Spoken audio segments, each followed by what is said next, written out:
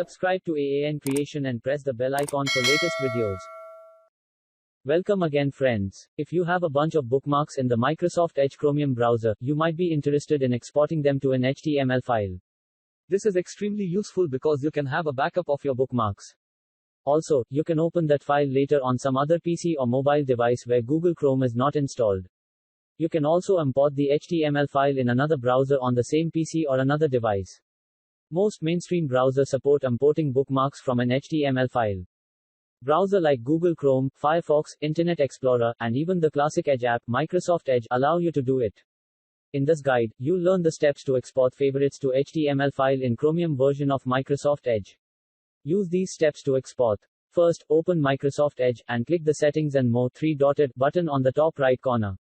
Next, from the menu, select Favorites, and from the Favorites menu, select Manage Favorites.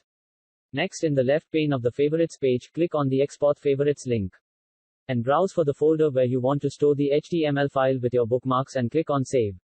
Once you complete the steps, you can import the HTML bookmark on any other browser.